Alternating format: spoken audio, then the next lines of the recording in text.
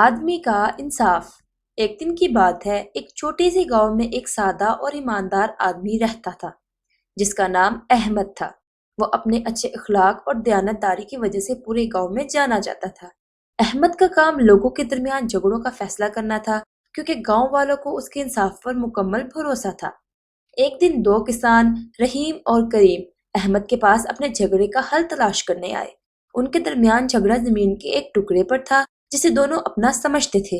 رحیم کا کہنا تھا کہ اس نے اس زمین پر سالوں تک کام کیا ہے، جبکہ کریم کہتا تھا کہ یہ زمین اس کے والد کی تھی جو اس کو وراثت میں ملی تھی۔ احمد نے دونوں کی بات سنی اور انہیں گاؤں کے سب سے بڑے درخت کے نیچے بیٹھنے کو کہا۔ وہ خود کچھ دیر خاموشی سے سوچتا رہا، پھر اس نے کہا، یہ زمین تم دونوں کی نہیں، بلکہ یہ زمین خود فیصلہ کرے گی کہ اس کا مالک کون ہے۔ گاؤں والے حیران ہو گئے کہ زمین کیسے فیصلہ کرے گی۔ احمد نے کہا، کل صبح تم دونوں آؤ اور زمین کی سرحد پر ہل چلا کر دیکھو۔ جو اس زمین کے ساتھ محبت اور دیانتداری سے برتاؤ کرے گا، زمین اسے قبول کر لے گی۔ اگلے دن رحیم اور کریم ہل لے کر آئے۔ پہلے رحیم نے ہل چلانا شروع کیا، لیکن اس کا دل خوش نہیں تھا۔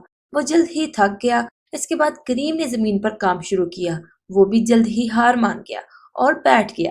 پھر احمد نے کہا، دیکھا، تم دونوں میں سے کوئی بھی زمین سے سچی محبت نہیں کرتا۔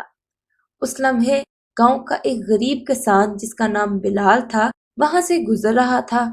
وہ زمین کو دیکھ کر حیران ہوا اور احمد سے بولا، اگر آپ اجازت دیں تو میں اس زمین پر کام کر سکتا ہوں۔ مجھے زمین سے محبت ہے اور میں اس کا خیال رکھوں گا۔ احمد مسکرایا اور کہا، جاؤ اسے آزماؤ۔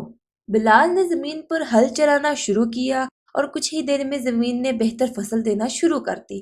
یہ دیکھ کر احمد نے اعلان کیا، یہ زمین اس کا حق ہے جو اس کا خیال رکھتا ہے اور اس پر محنت کرتا ہے۔ بلال کو یہ زمین ملنی چاہیے۔ احمد کا فیصلہ سب کو سمجھ آ گیا۔ رحیم اور کریم نے شرمندگی سے اپنی غلطی مانی اور بلال کو زمین دے دی۔